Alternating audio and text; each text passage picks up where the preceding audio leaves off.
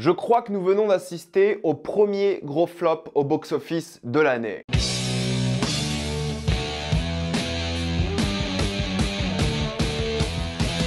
Argyle. Comme d'habitude, jusqu'à la minute indiquée dans le titre de la vidéo, il n'y aura pas de spoilers, comme vous êtes tranquille, après on va tout spoiler. Argyle est l'histoire de Ellie Conway, l'auteur de livres extrêmement connus d'espionnage, qui cherche la motivation pour finir le dernier chapitre de son œuvre. Pour cela, elle va décider de rendre visite à sa famille, mais sur son chemin, elle sera capturée par des espions. On rentre dans une ère de cinéma qui est quand même assez particulière. Pourquoi? Parce que oui, je pense en effet qu'Argyle sera un énorme échec au box-office. Le film a un budget de 200 millions de dollars. C'est colossal pour une nouvelle licence, une nouvelle franchise qui n'est raccrochée à aucun autre univers ou qui est adaptée de quasiment rien, sauf qu'en effet le film est adapté d'un livre, mais c'est une histoire un peu compliquée, j'en ai déjà parlé en actualité. Les gens savent pas vraiment qui est l'auteur des livres et des gens pensent qu'il n'y a pas vraiment d'auteur de livres, mais c'est plutôt un coup marketing par rapport au film d'inventer une auteure qui a le même nom que le personnage principal. Enfin bref, c'est je pense un coup marketing plutôt que vraiment quelqu'un qui a écrit un livre. Ils ont fait une page Instagram et tout, enfin bref. Un coup marketing pour un film dont personne ne parle au final, j'ai l'impression, en tout cas en France, ou même sur les réseaux, je vois personne parler d'Argyle. Pourtant, tu dis quand même gros casting et des choses comme ça. Pourquoi personne n'en parle? Surtout vu le budget. On va parler de tout ça. Mais c'est vrai que 200 millions, c'est énormissime pour un nouveau film comme ça. Et tant mieux, c'est cool de tenter de nouvelles choses. Par exemple, Netflix essaie constamment de lancer des nouvelles licences avec des acteurs connus. Et là, c'est quelque chose que Apple essaie de faire. 200 millions pour Apple, c'est quand même beaucoup d'argent, mais Netflix le fait souvent. Ça devrait pas surprendre. Contrairement à Netflix, Apple a l'intelligence de sortir son film au cinéma. C'est-à-dire comment ils vont se faire de l'argent au box-office international. Est-ce que ça va marcher d'après moi?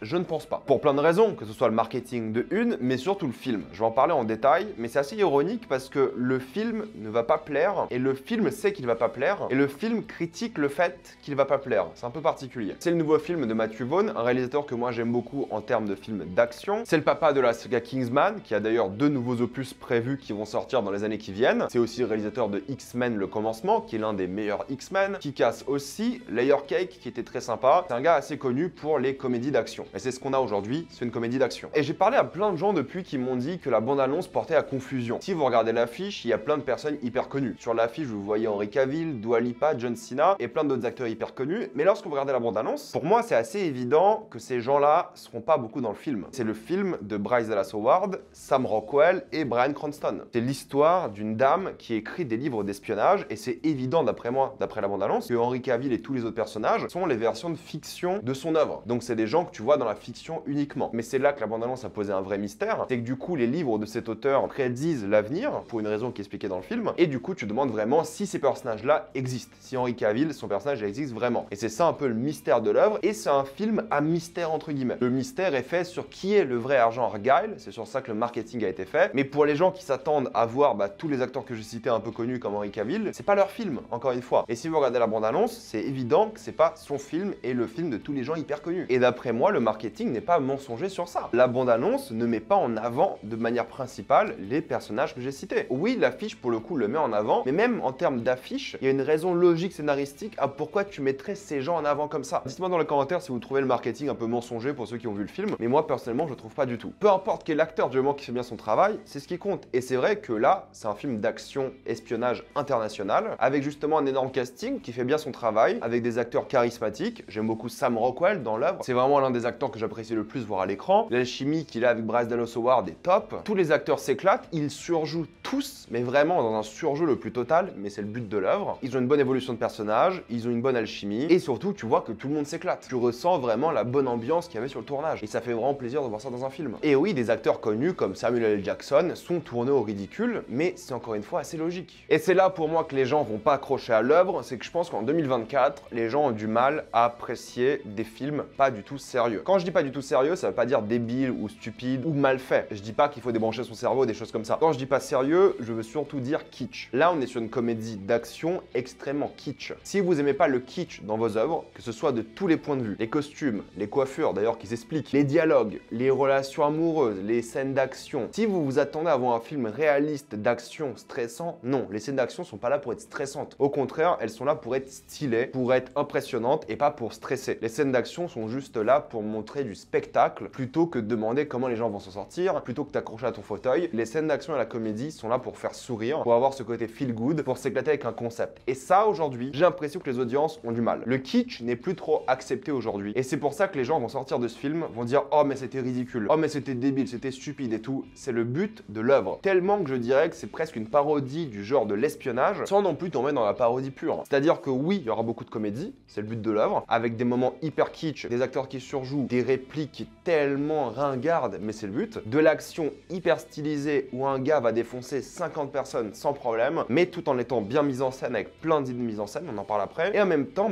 pas mal d'émotions. Encore une fois, un peu kitsch, un peu ringarde. Ça reste un film sur une relation amoureuse et en même temps une histoire d'amitié. Et ça, aujourd'hui, j'ai l'impression que les audiences ont du mal à connecter avec. Mais je préfère largement des films comme Argylle qui assument complètement leur kitsch, leur ridicule et qui se font plaisir avec le genre même de l'espionnage plutôt que des grosses bouses hyper sérieuses en mode de Greyman ou Red Notice que proposent les autres plateformes de streaming. Alors oui, c'est pas Top Gun Maverick, on est bien d'accord sur ça, mais ça n'a pas l'ambition d'être Top Gun Maverick. Là, l'objectif, c'est de déconstruire un peu le genre de l'espionnage, c'est de s'amuser avec les codes et de proposer un film très peu sérieux, mais avec du cœur, de l'émotion et qui fait sourire, que ce soit par l'action, la comédie ou le drame. Voyez ça comme Kingsman sous stéroïdes, pour vous donner une comparaison. De base, je vais refuser toutes les critiques négatives des gens qui vont dire « Non, mais les acteurs sont tournés en ridicule. Non, mais là, c'est pas réaliste comme scène d'action. Là, t'y crois pas, il n'y a pas d'enjeu dramatique, tu penses pas que les gens vont mourir. » Ce n'est pas le but de l'œuvre. Et je sais que ces arguments vont arriver parce que je connais les commentaires, je connais les critiques internet, je sais ce que les gens vont dire. Les gens détestent lorsque des figures connues ou pas sont tournées en ridicule. Mais vous pouvez pas aller voir un film qui a l'objectif de tourner les choses en ridicule et vous plaindre qu'il tourne les choses en ridicule parce que c'est les thématiques de l'œuvre. D'un point de vue thématique, il y a plusieurs choses. Premièrement, il y a le côté où on force les artistes à produire, à créer des choses. Et ça, c'est clairement un truc qui est lié au cinéma, que Matthew Vaughn a sûrement vécu et qui vit toujours. C'est que les producteurs ou autres poussent les artistes à produire pour leurs intérêts. Pas pour l'intérêt de l'artiste, mais pour leurs propres intérêts à eux. Ils s'en fichent de ce que veulent faire les artistes, ils s'en fichent du produit final. Eux, ce qui les intéresse, c'est avoir le produit en soi pour après l'utiliser à leur fin. Donc il y a un côté très cinéma, très artiste, qui se fait manipuler, qui se fait forcer à créer du contenu, créer de l'art. Et la thématique, c'est un peu qu'on ne peut pas forcer l'art. Il faut le faire à son propre rythme, il faut être inspiré, il faut prendre son temps. Et c'est l'une des thématiques importantes. En plus de ça, vu que c'est une auteure qui crée un livre d'espionnage et qui en même temps vit une sorte d'histoire d'espionnage, la barrière entre la réalité et la fiction est floutée. Tellement que du coup, dans le personnage de Sam Rockwell, le personnage de Bryce Dallas Howard va voir son héros qu'elle a créé elle-même, interprété par Henry Cavill. Du coup, les scènes d'action sont faites à la fois par Sam Rockwell et par Henry Cavill en même temps. Et il y aura ces transitions plutôt stylées. Sam Rockwell va lever le point et c'est Henry Cavill qui va terminer le coup. Donc ça le fait constamment et c'est fait par un clignement des yeux parce que tout est au bénéfice des personnages. Le but de l'histoire, c'est de mettre les personnages en avant et justement, ils utilisent ces transitions-là pour mettre en avant des traumas et des choses comme ça. Et ça, c'est bien foutu. Il y a des transitions sur ça, par exemple, qui sont vraiment originales et cool. Et des transitions sur le texte. Il y aura des zooms sur un texte et du coup, la ville va apparaître. Il y aura des zooms sur des bouches et du coup, ça sera la bouche de quelqu'un d'autre lorsque tu dézoomes. Il y a des moments comme ça où les transitions sont vraiment bien gérées, tellement que la scène en question va mener vers une transition. Parfois, t'as vraiment l'impression qu'il veut set up une transition stylée plutôt que de finir à la scène.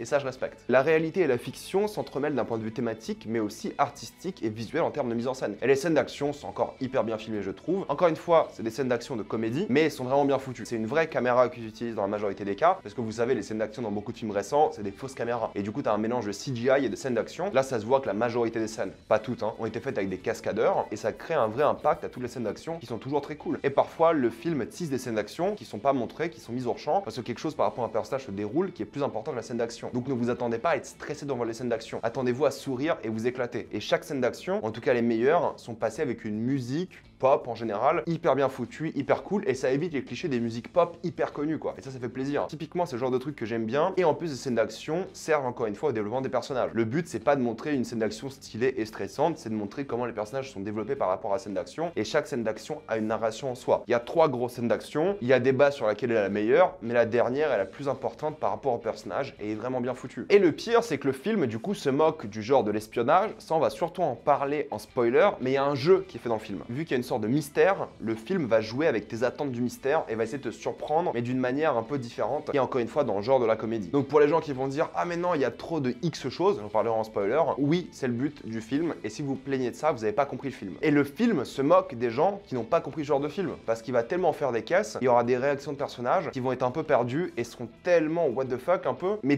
toujours un peu expliqué et ancré dans l'histoire que t'as l'impression que le film fait des doigts d'honneur à certains spectateurs qui vont même pas comprendre le doigt d'honneur. Est-ce qu'il y a des incohérences et facilités scénaristiques? Oui et non. Dans le sens où oui, le film est conscient des facilités, mais le film les explique à chaque fois d'une manière rigolote. Vraiment pour la blague. Et c'est ça que je respecte, parce qu'il y a des films qui expliquent des choses sérieuses, dramatiques, avec des choses sérieuses, dramatiques, mais qui sont débiles. Là, vu que c'est une comédie d'action, les choses dramatiques et débiles sont pas si importantes que ça, et les réponses sont comiques, et ça passe, parce que c'est le genre de l'œuvre. Alors oui, je dirais pas qu'il y a de magnifiques plans dans le film, et je dirais même que les effets spéciaux sont assez discutables, mais encore une fois, il y a un jeu par rapport à ça. C'est-à-dire que lorsqu'on parle de la fiction, les effets spéciaux sont clairement moins bien. Donc tu vois presque une volonté de rendre les effets spéciaux moins réalistes dans certaines scènes. Par contre, dans les scènes qui se passent dans la vraie vie, les effets spéciaux sont plutôt pas mal. À quelques exceptions près. Oui, il y a le chat en 3D qui est pas terrible, d'accord, mais ça passe quoi. Mais les scènes en fiction sont vraiment pas jolies, mais c'est un peu le but. Pour conclure, Argylle, c'est un film entre guillemets un peu compliqué à recommander. Si vous aimez Matthew Vaughn et les films qu'il a fait, je pense que vous allez apprécier celui-ci. Si vous voulez aller voir un film sérieux, dramatique, d'espionnage, c'est pas du tout ça. C'est une comédie, presque une parodie, satire du genre, qui prend quasiment rien au sérieux, mais qui a du cœur, qui a des personnages attachants, qui est bien filmé, bien mis en scène, qui a des scènes d'action surprenantes, avec des acteurs qui s'éclatent et ça se ressent et ça fait plaisir. Oui, le film dure 2h20, je trouve qu'il est un petit peu trop long à certains moments. Il y a une grosse séquence du film où il n'y a ni d'action ni comédie et ça joue un peu au drame, qui marche un peu moins bien, je trouve, en termes de rythme. Peut-être en revoyant le film, ça irait mieux. Je trouve la fin hyper drôle, pour le coup. Il y a une scène post-générique que je trouve encore plus drôle. Le film a envie d'avoir des suites, mais même ça, on n'est pas sûr si c'est un troll ou pas. J'en parlerai en spoiler. Pour les gens qui veulent voir un film d'action un petit peu barré, un petit peu rigolo, mais qui est bien fait tout de même, encore une fois, ne pensez pas que c'est un nanar, c'est un film qui est vraiment bien fait. Vous allez kiffer. Les gens qui veulent voir un vrai film d'espionnage, sérieux, dramatique, fait pour l'action,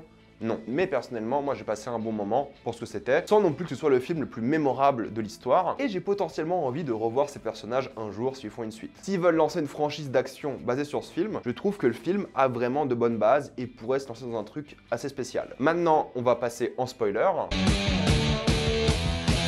Le gros jeu du film, c'est qu'en effet, il y a 1 milliard de révélations constamment. Il n'y a que des révélations. Les gens qui sont morts sont pas morts. Qui est le vrai agent Argylle? On joue sur l'identité constamment. C'est là que tu comprends que ce personnage de Bryce Dallas Howard, ce qui est la chose la plus logique. Il y a des trucs hyper kitsch sur non, elle a été manipulée en mode MK Ultra avec de l'hypnose et des choses comme ça. C'est son amie qui est morte, mais pas vraiment morte, qui lui a envoyé un cheat code pour son livre. Une sorte de twist. C'est assez rigolo quoi. Le but de l'œuvre, c'est des twists constamment. Des twists après twist après twist pour se moquer du genre de l'espionnage et c'est les twists qui sont assumés. Le film ne prétend jamais te surprendre en soi. Le film sait que t'as deviné tout le film dès le début et c'est ok. Et c'est le but du film, c'est d'enchaîner les révélations drôles qui ajoutent des choses au personnage et c'est ça qui marche bien. C'est la satire du genre qui fonctionne et le film fait ça jusqu'à la fin. Forcément, à la fin, t'as le personnage d'Henry Cavill qui revient. T'as ce Henry Cavill qui n'a aucun sens parce qu'il a pas du tout le même accent que le personnage d'Argylle, mais surtout qui dit une phrase, est-ce que tu te rappelles de moi? Et c'est là que j'ai compris que le film était un gros troll parce que pour moi, l'existence de ce personnage-là qui dit cette phrase-là n'a aucun sens. Et le but, c'est pas trouver un sens. Parce que si tu réfléchis, ça ne peut pas être l'Argylle des livres, parce que l'Argylle des livres n'existe pas en soi. Pour les gens qui ont lu les livres dans l'univers, ils savent pas à quoi ressemble Argylle. Oui, il y a une figurine de lui, mais en vrai, il n'existe pas en live action, si vous voyez ce que je veux dire. Donc le fait qu'il y ait un Henry Cavill là qui apparaît en mode Argylle, mais texan du sud ou je sais pas quoi, c'est archi drôle parce que ça n'a aucun sens. Et c'est le troll du film. Le but, c'est de se moquer des révélations constantes. Il pourrait en faire une suite et s'éclater avec le concept, parce que ça pourrait être, je sais pas, genre un ex, ça pourrait être plein de choses. Peut-être l'argent Argylle a vraiment existé ou il existe vraiment, mais du coup ça aurait pas de sens avec l'histoire qui a été racontée, de elle qui projette les personnages de ses livres sur les personnages qui ont vraiment existé et se rend compte au fur et à mesure qu'elle a tort, alors que le vrai agent Argylle c'est elle-même, c'est pour ça qu'elle voit Henry Cavill dans son miroir, mais ça pourrait être une suite rigolote, mais à la base c'est une blague. C'est pour ça qu'à la fin avec Kingsman, où tu vois du coup le personnage de Sam Rockwell, parce qu'ils ont le même t-shirt en version jeune, c'est une blague aussi. Pour moi, il n'y a pas d'Argylle Kingsman Cinematic Universe. Peut-être s'ils ont envie de le faire, ils le font, mais c'est une vanne, c'est un sketch. Et ils savaient que les gens allaient penser que c'est une suite ou un spin-off à Kingsman, peu importe. Du coup, il a mis la blague ici à la fin. Pour moi, c'est mon interprétation. Mais ce qui est intéressant, c'est que ce sont des blagues qui pourraient donner des choses réalistes pour des suites, s'ils adaptent bien les choses. Faudrait bien l'expliquer parce que du coup, ça gâcherait tout, parce que Ellie, tout ce qu'elle a écrit, c'est par rapport à ce qu'elle a vécu et par rapport à son personnage, son développement. Mais en vrai, ça pourrait marcher. Parce que même si le film enchaîne les révélations, il y a quand même un cœur émotionnel d'une histoire d'amour, d'une sorte de rite initiatique d'un personnage qui se retrouve, et aussi d'une amitié. Et j'aime bien car tout est expliqué un peu bêtement, mais ça fonctionne. C'est tout ce que je voulais évoquer en spoiler. Le reste du film est assez évident et logique, et je trouve que tout le monde s'éclatait en le faisant, et il n'y a rien à analyser en soi, mis à part que ça reste en soi un film d'étude de personnages, surtout le personnage d'Ellie Conway et ses projections artistiques et réalistes par rapport à ses inspirations et tout. La barrière du coup entre la réalité et l'artistique est floue, mais ça fait partie des thématiques du film que j'ai cité. Mais ne prenez pas ce film trop au sérieux, surtout la fin quoi. Amusez-vous avec, comprenez que c'est un enchaînement de révélations complètement loufoque et ridicule, mais c'est le but. Celle qui m'a fait beaucoup rire à la fin, c'est surtout le retour du personnage d'Ariane DeBose. Ce moment-là est super débile, mais il est tellement expliqué par rapport au twist et tout, c'est pour ça qu'il a pas contacté plus tôt, parce qu'il était vraiment perdu. C'est ridicule, mais ça fonctionne. Voilà, je vais m'arrêter là. Mettez-moi dans les commentaires ce que vous avez pensé de ce film. L'avez-vous adoré ou détesté? J'ai envie d'avoir votre avis. Comme d'habitude, pensez à vous abonner à la chaîne pour plus de vidéos. Mettez un j'aime, ça aide beaucoup la chaîne. Suivez-moi sur tous mes réseaux pour plus de débats, critiques, actualités et concours. Et moi, je vous dis à la prochaine fois.